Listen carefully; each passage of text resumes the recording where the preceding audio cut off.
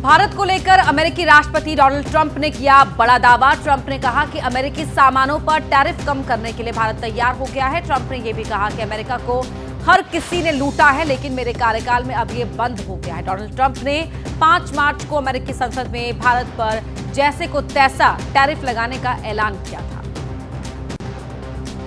America से tariff war के बीच चीन ने भारत की ओर हाथ बढ़ाया है। चीनी विदेश मंत्री वांग यी ने कहा है कि ये मौका है जब दोनों देशों को सफलता हासिल करने के लिए मिलकर काम करने की जरूरत है।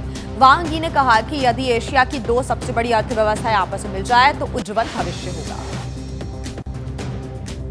अमेरिकी राष्ट्रपति डोनाल्ड ट्रंप ने रूस और यूक्रेन को युद्ध रोकने के लिए बातचीत के टेबल पर आने की नसीहत दी है। उन्होंने कहा कि बहुत देर होने से पहले ही दोनों देश तुरंत बातचीत करें। ट्रंप ने कहा कि मेरा विश्वास है कि पुतिन शांति चाहते हैं, लेकिन ज़ेलेंस्की के साथ डील करना मुश्किल है। ट्रंप ने आशंका जताई है कि अगर युद्ध नहीं रुका तो तीसरा विश्व युद्ध भी हो सकता है। यूक्रेन पर रशिया के हमले लगातार जारी। यूक्रेनी राष्ट्रपति ज़ेलेंस्की ने कहा कि रूसी सेना ने एक रात में 260 से ज्यादा हवाई हमले किए, जिसे हमने हमेशा की तरह फेल कर दिया। ज़ेलेंस्की ने फ्रांस समेत दूसरे यूरोपीय देशों को मदद के लिए धन्यवाद भी कहा है। उन्होंने ये भी कहा कि यूक्रेन के अधिकारी अमेरिकी राष्ट्रपति डोनाल्ड ट्रंप की टीम के संपर्क में भी है। अमेरिका के राष्ट्रपति ट्रंप ने ईरान के सुप्रीम लीडर खामेनेई को चिट्ठी लिखी है, जिसमें उन्होंने कहा है कि वो ईरान के साथ परमाणु समझौते पर बातचीत करना चाहते हैं। ट्रंप ने यह भी उम्मीद जताई है कि खामेनेई बातचीत के लिए सहमत होंगे। ट्रंप के पत्र पर अभी तक ईरान का कोई जवाब नहीं आया। अमेरिकी राष्ट्रपति डोनाल्ड ट्रंप के टैरिफ लगाने के फैसले पर कनाडा के पीएम जस्टिन ट्रूडो भावुक हो गए। राजधानी ओटावा में पीएम ट्रूडो ने कहा कि आने वाला समय और भी मुश्किल है। ट्रूडो ने बड़ा आरोप लगाते हुए कहा कि ट्रंप हमारे देश की इकोनॉमी को बर्बाद करना चाहते हैं ताकि वह कनाडा को अमेरिका में मिला सके।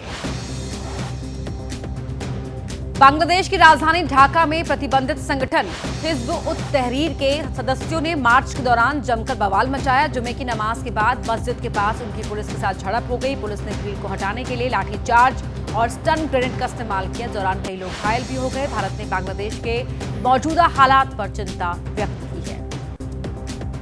रूस यूक्रेन के बीच जंग और यूरोप में बदलते सुरक्षा हालातों पर पोलैंड ने बड़ा फैसला लिया है। पोलैंड हर वयस्क पुरुष के लिए सैन्य प्रशिक्षण की योजना बना रहा है। राष्ट्रपति डोनाल्ड ट्रंप ने यह जानकारी दी है। टस्क ने संसद में कहा है कि हम सेना में अपने सैनिकों की संख्या बढ़ाने पर भी काम कर रही हैं, जो कि प्रधानमंत्री। ग्रीस में सरकार के खिलाफ लोग एक बार फिर सड़कों पर उतरे। प्रोटेस्ट के दौरान लोगों की सुरक्षा बलों के साथ झड़प भी हो गई। इस दौरान प्रदर्शनकारियों ने जवानों पर जलती हुई चीजें फेंकी। दरअसल ग्रीस के लोग 2023 में हुई रेल दुर्घटना के लिए नेताओं को जवाबदेह ठहराने की मांग कर रहे हैं। इस घटना में 57 लोगों की जान चली गई थी। इराक की राजधानी बगदाद में भारी बारिश के कारण भयंकर बाढ़ आ गई है, जिससे हर तरफ तबाही का मंजर है। बाढ़ के पानी में घर और कारें डूब गई हैं, जिससे जनजीवन पूरी तरह से अस्त व्यस्त हो गया है। हालांकि टीमें राहत और बचाव की कार्य में मुस्तैदी से लगी हुई हैं ताकि जल्द से जल्द हालात पर काबू पाया जा सके। स्लोवाकिया में एक बार फिर बड़ी संख्या में लोग सड़कों पर उतरे और प्रधानमंत्री रॉबर्ट फिको के खिलाफ जोरदार प्रदर्शन किया। लोगों ने पीएम फिको के खिलाफ नारेबाजी करते हुए उन्हें देशद्रोही तक करार दे दिया। दरअसल स्लोवाकिया के लोग प्रधानमंत्री रॉबर्ट फिको की रूस समर्थक नीतियों से बेहद नाराज हैं।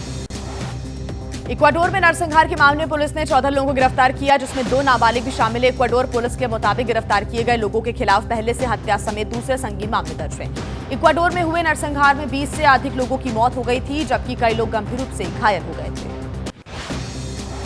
सीरिया में हिंसक झड़प के बाद राजधानी दमिश्क में नई सरकार के समर्थन में सैकड़ों लोग इकट्ठा हुए। सीरियाई लोग जिस समय सड़कों पर उतरे उस वक्त बारिश भी हो रही थी। लोगों ने राजधानी के मुख्य चौराहे पर सीरियाई झंडे लहराए और सुरक्षा बलों पर हमले की निंदा भी की।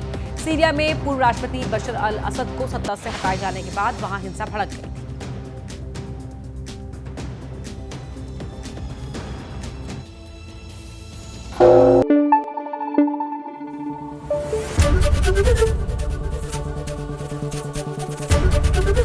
एबीपी न्यूज आपको रखे आगे।